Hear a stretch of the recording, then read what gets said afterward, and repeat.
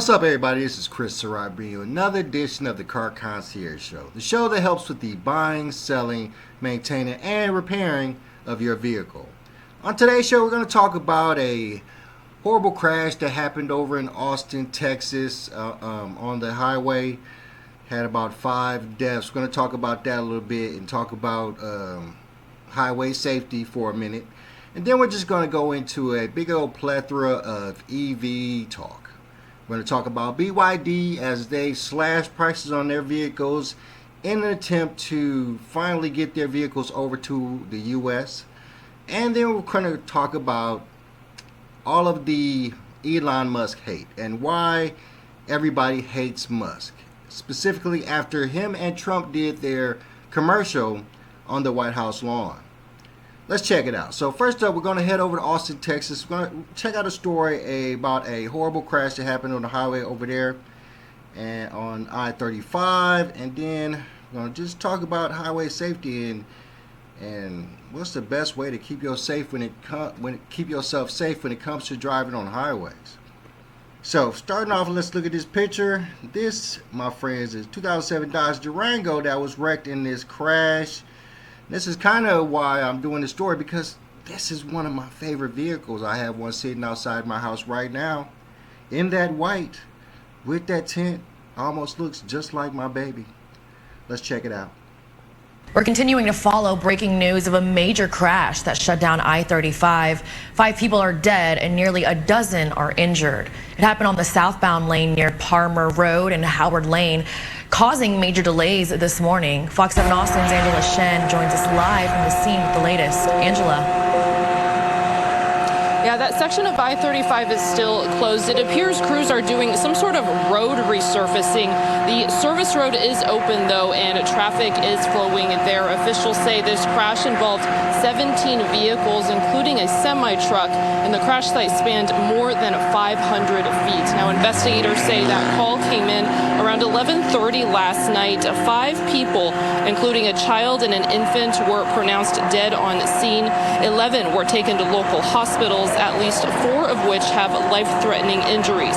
Crews were able to transport the patients within 40 minutes, and at least 3 patients were pinned in their vehicles. The gentleman, we don't have his name, but was reported to be extremely helpful. As you can imagine, it's a very chaotic scene. Our first arriving units only had 8 people on scene until the rest of the support got here. So as you can imagine, with our total of the 17 patients, with everything that the chaos that we had here, the bystander support at the initial onset of the call were very helpful. And again, I-35 southbound between Palmer and Howard is still closed, but the service road is open. So if you're going to be in the area, try to find an alternate route. TxDOT says they are waiving tolls on State Highway 130 from State Highway 45 to Highway 290. The cause of the crash is still being investigated, and APD says anyone who needs support relating to the crash can reach out to their Victim Services Unit. For now, live in North Austin, Angela Shen, Fox 7 Austin News. I mean, really tragic story. Your hearts go out to all those people that were hurt, and it's sad that they don't have an idea on what caused it. I did a study not that long ago, trying to prove that being inebriated or alcohol was not the main cause of accidents. I was trying to prove that the main cause of accidents was negligence and people just not paying attention. But the study kind of did prove that, people being inebriated, alcohol, drugs, these are always the main reasons for accidents that I found when I did this study. And so we don't know what caused this accident. We don't know why so many people were injured or killed. As a part of this accident, you'd have to, when it comes to highways and highway speeds and malleable vehicles, it's just such a destructive situation. So it's always hard to conclude, what started it. The fact that a semi was involved and the damage that I saw probably more related to a semi accident. So I personally I'm going to jump off a cliff and say that the semi truck had a lot to do with the damages and the deaths more than the accidents themselves, because there had to be so much driver's negligence that that had to have happened for all these people to have died. There had to be a lot of people not paying attention, a lot of people not, being mindful of their speed, being mindful of the speed of the person in front of them. So, for it to get this bad, it has to be a pretty drastic situation where, it had to be a situation where a semi crashed into a couple of cars, or, something. It had to be a semi because, at those type of speeds, a semi could hit a car, and the force of a semi hitting a car and forcing into the car in front of it, and so on and so forth, could have caused, a majority of the damage. But there's people who've died. So, standardly, when you're pushed in front of a car, pushed into a car that's in front of you, that's not a death sentence. It's not, because I work in a collision center. I deal with a lot of crash cars on a daily basis. People getting pushed into each other on highways, and the people being fined. These cars with the new ADAS systems and safety bags and airbags and all these type of things kind of help to prevent these things. So the fact that there was 5 people killed and 17 people in the hospital, it had to be something extremely drastic. Something extremely drastic to cause all that death and harm. Let's be honest about it. It had to be something really drastic. So, we're definitely going to do a follow-up on the story, see if we can figure out exactly what happened, how 17 vehicles crashed all at the same time on the highway. It doesn't look like it's a situation where it was snow or ice on the road or anything like that, because, that would kind of make a little bit more sense. You could really understand, a lot of car crashing in a similar area when there's, black ice or icy roads. But this doesn't look like that type of situation. It looks like the people out there are not in any type of coast situation. Austin, Texas, so I don't think they have a lot of snow and ice on their roads in the first place. It doesn't look like it was after some kind of storm or anything like that. So it's going to be really important that we establish exactly what happened to, in this incident and what caused 5 people to lose their lives. So let's keep it moving. Let's jump into the EV part of the situation. So, with Trump's tariffs and everything like that going on, we've talked a little bit less about BYD, the Chinese automaker who specializes in electric vehicles. I always talked about how great a brand it is and all of these type of things, and kind of put a kibosh on it when Trump, or more Biden, started it. Biden, when he put the tariffs on Chinese imports of EV vehicles and just put a complete stop to BYD's integration into the U.S. And I was fine with that. It was just one of those things where we have to look out for us and we have to maintain for us. But I always maintain that BYD is an excellent brand. I know somebody who has a vehicle from BYD here in California. I've driven it. I know they're fantastic products. And, I've been in the makings to open up a BYD dealership here in the U.S. Now, mind you, I would only do that if certain parameters were met, of course. And I really think that the tariffs are forcing a lot of companies to do the right thing and to build factories over here. And I honestly think that if BYD wants to start to sell vehicles over here, that they're going to have to build a factory over here to build products, parts, EV batteries, whatever it may be. But I do think that BYD is going to do that, and I really honestly believe that BYD will come over to the U.S. and start to sell cars here. But BYD has decided, even with the lack of the ability to move into the U.S. market, they've started to slash prices. So we're going to check that story out about them slashing prices, and then we're going to talk about, an overall story on how BYD is planning to still come over to the U.S. So, first off, this is going to be a reader. We're going to head over to Yahoo Autos, and we're going to check out a story about Chinese EV brand BYD slashes prices. All right, so it's no secret Chinese automakers like BYD are able to produce and sell cars are significantly lower prices than most, if not all, foreign competitors. However, it was shocking when BYD, which only offers electric vehicles in China and other markets, announced it's slashing its already low prices on entry-level models. It's also no secret that BYD has been wanting to enter the U.S. car market, although both the Biden and Trump administrations have taken steps to ensure that doesn't happen. However, the news that buyers can now get a brand new EV for under $10,000 seems to have whet the appetite of certain American consumers. In turn, there's a rumor Tesla is working on a Model Q. It would be based on the popular Model Y crossover, only stripped down and cheaper. The move by BYD not only is to undercut domestic competitors, but also for edging out foreign brands like Tesla. Some have argued the move will have far-reaching consequences not only for the Chinese market and other parts of the world where BYD has a presence, but also here in the U.S. What's more, BYD recently announced all of its EVs that start at $13,688 and above come with the God's Eye advanced driver assistance technology as standard equipment. While that also has excited some, we found here in the United States quite a few drivers actually resent advanced assistance technologies.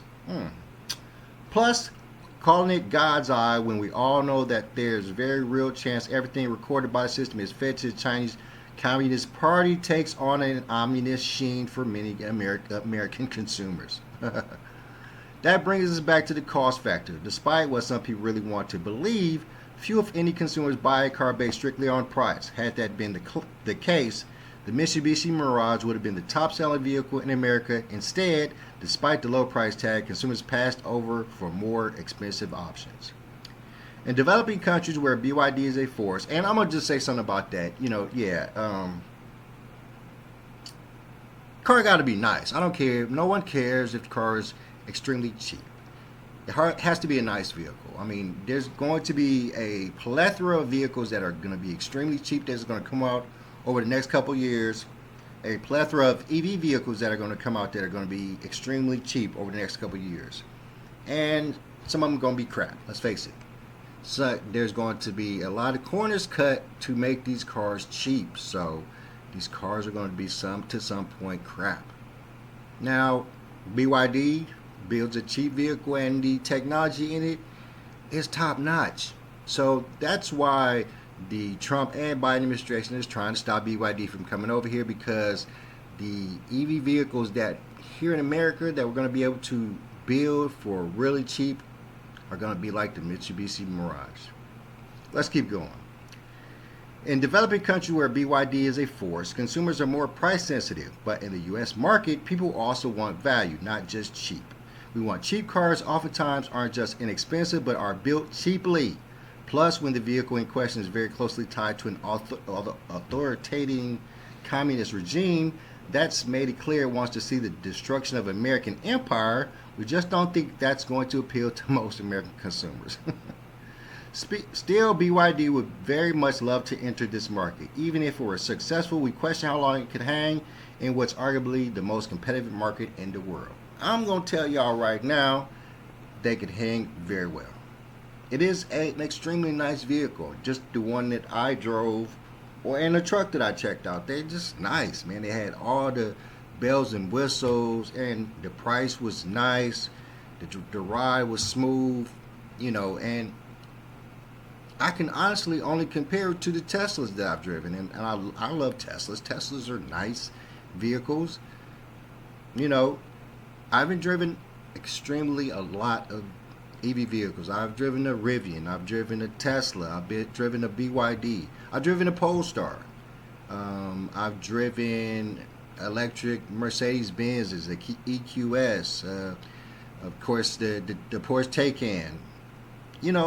EV vehicles come in a lot of varieties, and they'll continue to build on this, specifically here in the U.S. as the Derek Baileys of the world and other companies and the Teslas come out with more inventive ways to put out these EVs. So the price is going to fluctuate, but we all understand that a good low price is always a good thing for a consumer that is price conscious and sensitive, because we're not all rich, but we all desire nice things. So we'll see what continues to happen with that.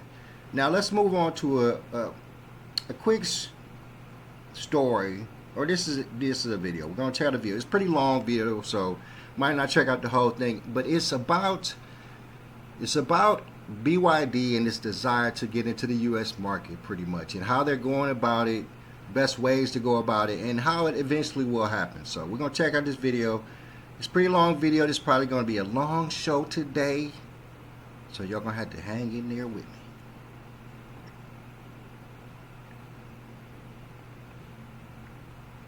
Hey there, all you electric vehicle enthusiasts and tech entrepreneurs. Welcome to Volt China Channel. Today we're diving into a topic that's as complex as it is full of suspense. The impact of U.S. EV subsidy policies on Chinese brands entering the U.S. market. As one of the largest automotive markets in the world, the U.S. operates like a massive stone dropped into a pond, sending ripples far and wide. So how will these ripples affect the global expansion strategies of Chinese EV brands? Is this an opportunity or a challenge? Today we'll provide you with an in-depth analysis to help you understand the logic behind the situation and the possibilities for the future. First, let's take a look at the history of U.S. EV subsidy policies. In its early days, U.S. subsidy policies were relatively straightforward, primarily encouraging consumers to purchase EVs through tax credits. Eligible buyers could receive up to $7,500 in federal tax credits, which indeed boosted EV sales in the U.S. However, over time, these policies have become increasingly complex and targeted. Particularly in recent years, the U.S. has shifted toward a domestic-first approach, imposing requirements not only on the production and assembly of EVs, but also on the sourcing of battery components and critical minerals. According to the latest 2024 policy, only electric vehicles assembled in North America and with a certain percentage of critical minerals in their batteries sourced from the U.S. or countries with free trade agreements with the U.S. are eligible for subsidies. See, and that's before Trump. So why all this vitriol for Trump when he's doing pretty much the exact same things that have been pretty much going on even prior to him? So it's just when it comes to that, it's just a witch hunt. It's just a situation where, because we've known that even when it comes to situations about immigration, we know that other presidents have done the same things that Trump has done, and will continue to do so.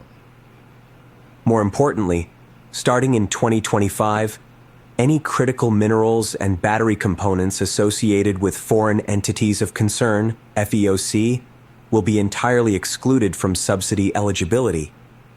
The term foreign entities of concern primarily refers to China. In simple terms, U.S. subsidy policies are shifting from encouraging consumption to protecting domestic industries. The core goal of these policies is not just environmental protection, but also to build an EV supply chain centered around the United States. Next, let's take a look at the performance of Chinese brands in the global EV market. It can be summed up in one phrase: Chinese brands are thriving across the board. BYD achieved sales of 4.27 million vehicles in 2024, maintaining its position as the global leader. SAC Group surpassed 1.234 million units in new energy vehicle sales. Emerging automakers like NIO, Li Auto, and XPENG are also making significant strides, delivering 222,000, 550, and 190,100 vehicles, respectively. Damn. One of the core competitive advantages of Chinese brands is battery technology. For example, BYD's Blade battery has become an industry benchmark with its high safety, long lifespan, and low cost. Moreover, China controls 90% of the global supply chain for EV battery raw materials, giving Chinese brands a distinct edge in both cost and technology. So, what direct impacts will U.S. subsidy policies have on Chinese brands? We've summarized three major challenges. Limited subsidy eligibility. Under current policies, Chinese EV brands are almost entirely excluded from federal subsidies in the US. For example, on a $50,000 EV, a $7,500 subsidy effectively reduces the price by 15%. Without subsidies, Chinese brands immediately face a pricing disadvantage. Cost and pricing pressure. To meet policy requirements, Chinese automakers would need to build factories in the US or adjust their supply chains, which would entail significant cost pressures. And that's what we want to happen. That's what our desire is just to get them over here. Get them to build their EV battery factories over here in the US. Get them to build some parts factories over here. Like they said in this story, we want to get away from being consumers. We want to get away from relying on China for all our parts, for all our cars, for everything. We've got to get back to being the creator of things, being the creator of EV battery plants, being the creator of BYD parts plants, because we want to make the money that supports our country. And that's the best way to do it, is to stop being a customer and being a seller. Simple as that. Building factories requires massive capital investment, while sourcing key minerals and battery components locally would also come at a much higher cost. Market share challenges. U.S. domestic brands like Tesla and Ford not only enjoy policy support, but also have the advantage of strong brand recognition. In comparison, Chinese brands still need to build trust and influence among U.S. consumers. Despite these challenges, Chinese brands are not without strategies to respond. Overseas manufacturing expansion. Some well-established Chinese automakers have already started setting up factories in North America to meet subsidy requirements. Localized production not only reduces... That's because tariffs work, and they understand that if they didn't do that, there's no possibility that they'll be able to get their vehicles over here again.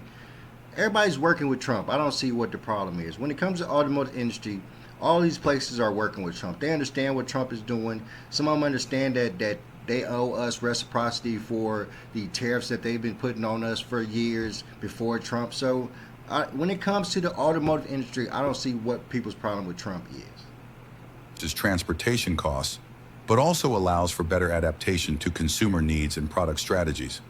For instance, companies like BYD and CATL are considering overseas factory setups to bypass policy limitations. While this approach comes with challenges such as cultural differences, regulatory compliance, and supply chain adaptation, it could be a crucial step for Chinese brands to establish a foothold in the U.S. market in the long run. Technology licensing and partnerships. Partnering with U.S. domestic... All right, one thing I will say is that this whole video is scaring the mess out of me, because pretty much the entire video we are watching, I don't see any people working in these factories. These are all computer, generated robot arm factories, putting the seams on these cars and the A-pillars on and putting the inner wheel liners on. This is throwing me off. I don't see any people. So that in itself, I'm gonna still not like the whole Skynet of the whole situation, where some of these factories are going to come over to the U.S. and they're going to be completely robot manned. That's not the goal. That's not the thing. I'm not liking that at all. But we do want these factories over here. Do we want them automated factories? Nah, not really. Companies through technology licensing or joint R&D is another effective strategy. For example, Chinese companies could license battery technology to U.S. firms, while the latter handle localized production and sales. This approach not only avoids restrictions related to foreign... I want to say that I would bet cash money that, because some of these scenes that they're showing us are scenes in factories in China where it's all automated and all robots putting the cars together. Then they'll show us scenes like this with an old girl with the two-tone braids and a black chick right across from her. These are Americas. This is in America. So we can see that in America there's a lot more factories and plants that have manpower and less than that, less factories that have manpower over in China. That's what's giving me right now. Entities of concern, but also Love these leverages U.S. companies' market channels and resources to quickly gain traction. The core of the technology licensing model lies in the protection and control of intellectual property. Through properly designed contracts, the risk of technology leakage can be minimized, while also enabling Chinese companies to secure stable returns. Two hypothetical cases. Vehicles. BYD's biggest challenge so in y'all entering the get U.S. idea. market We lies all in the know this whole thing. limitations It's of a subsidy policies. long If BYD video. chooses to... So, all we want to do is try to understand that in the U.S. market is a huge automotive market. Let's face it. So many cars sold, so many U.S. automakers with so many different models that they have to sell and that they're making.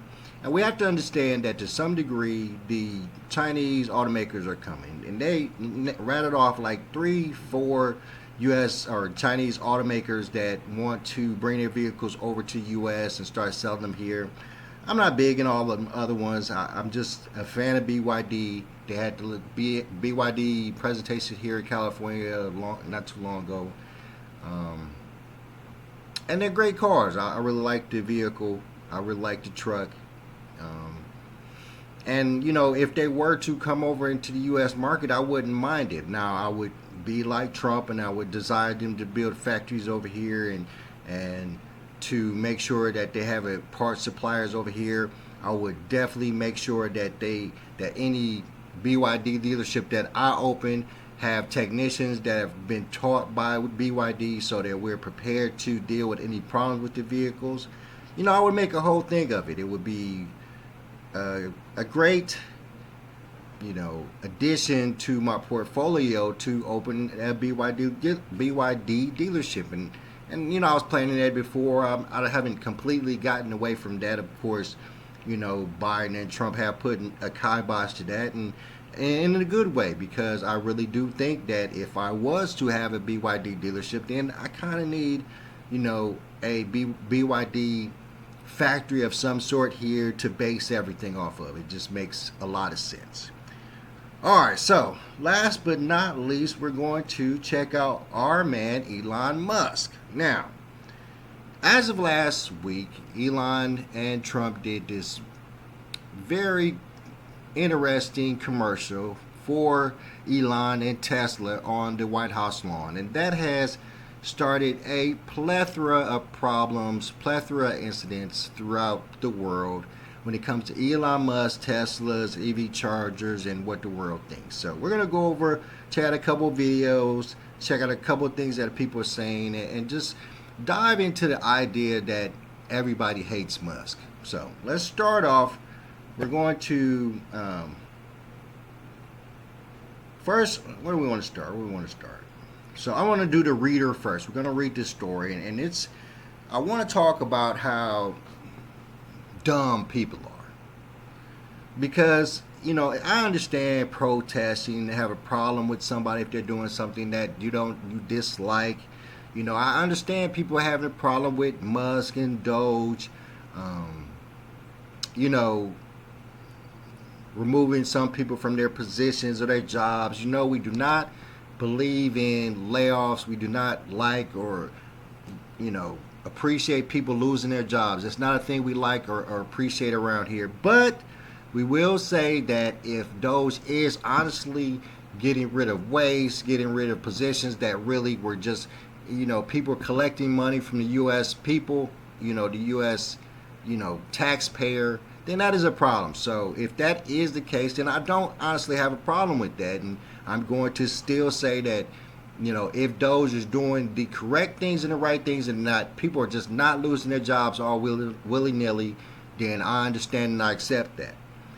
But we have people who are honestly so stupid that they're deciding that they're going to risk their lives to, you know, set fire to Tesla EV charging stations, destroy Tesla Cybertrucks or Tesla cars, you know, risking their lives, risking their freedom. It's just so stupid. So let's check out a couple stories on that baseline. This first one is about a man who set himself on fire trying to set Tesla chargers on fire. So let's read this real quickly, and then we're going to keep going. We're going to check out a couple videos and see what else people are saying. Then we're going to get up out of here.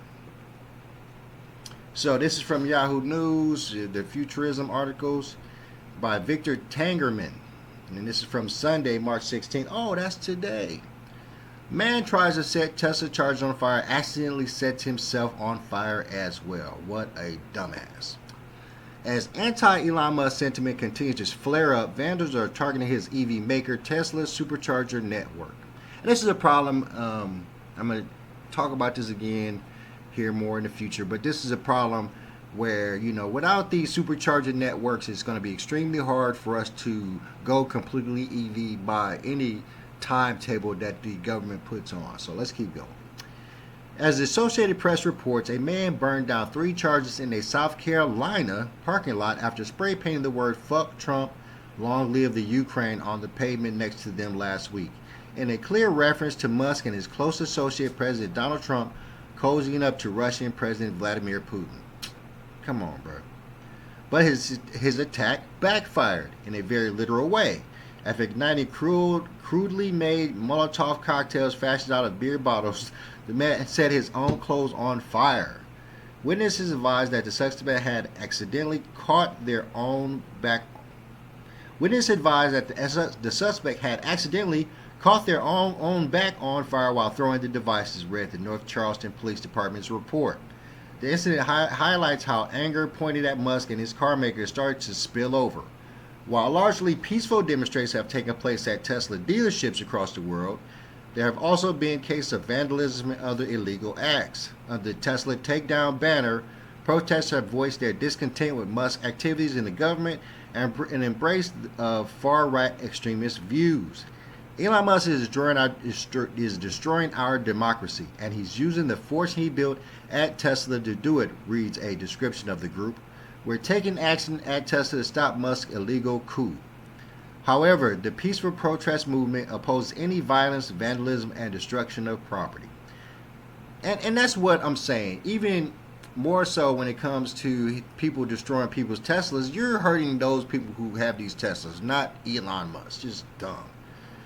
And unfortunately, a small number of the individuals are seemingly not on board with that. Over the weekend, 4 Tesla Cybertrucks were heavily damaged after being set ablaze in a parking lot in Seattle, while law enforcement has yet to establish a motive for the crime.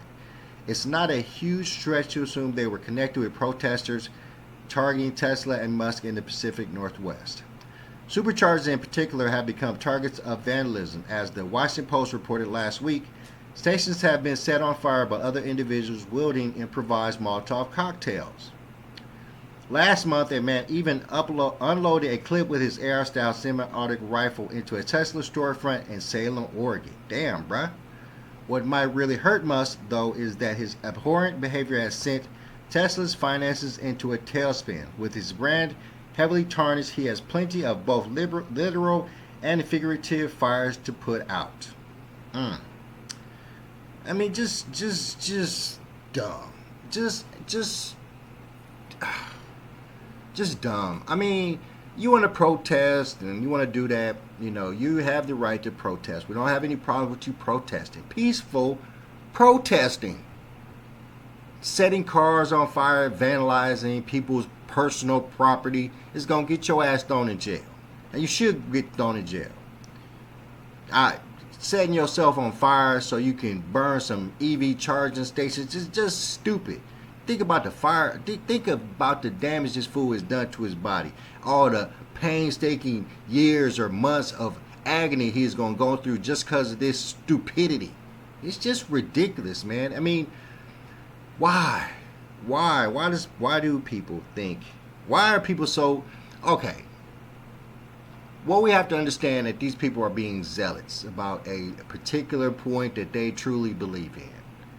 And being a zealot is, in most cases, a bad thing. You can, you know, present your opinion on certain things. You can protest certain things, but not to the point of destroying other people's property, to affecting other people's lives and to the effect of hurting yourself to the point where you're going to be burned probably with third-degree burns across the majority of your body. Dumbass. It's just, all right, let's keep going. We're going to head over to Fox and we're going to check out what the Republicans are saying about the whole,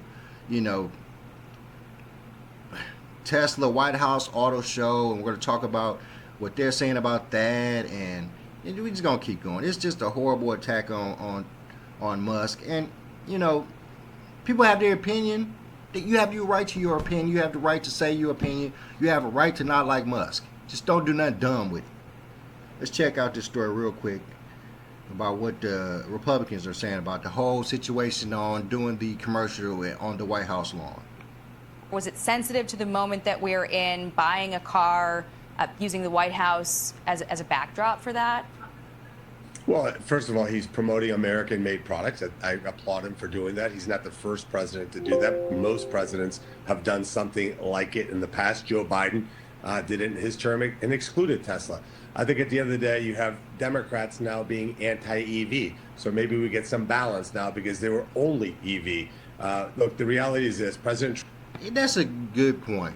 And I'm not a staunch political guru, but the Democratic Party was the majority of the party that was pushing for all the EV mandates, and specifically the ones out in California, and the desire to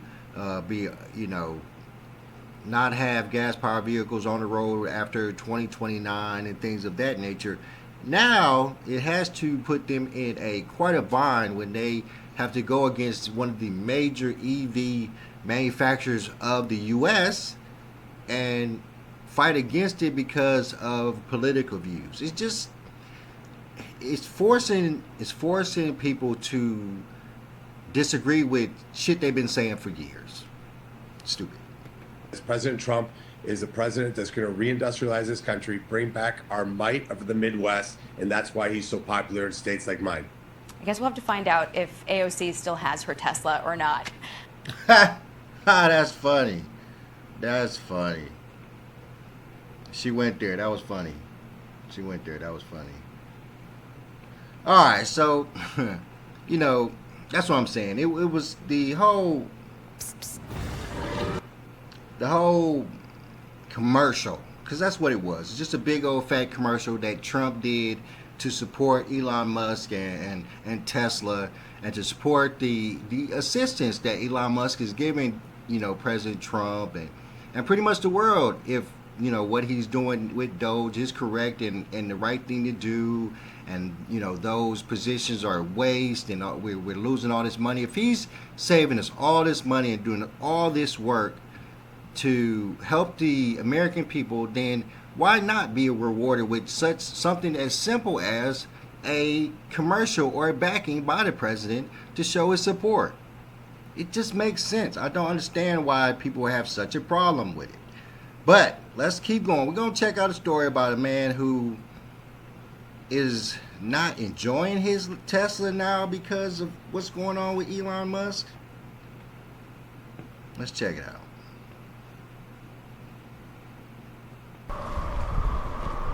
Dave Andrione used to love his Tesla. Now he's getting ready to sell it. Why? Elon Musk. Now I find myself driving a car that actually comes with baggage. And it's baggage that embarrasses me. I think Elon Musk is bad for our country, and I don't like to drive a car that essentially has intolerance written all over it. For years, Tesla CEO Musk was heralded as a genius in financial and investor circles. But Musk's extraordinarily powerful role in the Trump administration has radically changed that perception. The Musk brand has become toxic for Tesla. I think it's a moment of truth. I think for Musk that this has really been a brand issue that if it continues would cascade. Since the beginning of the year, Tesla shares have lost nearly half of their value, a loss of approximately $528 billion.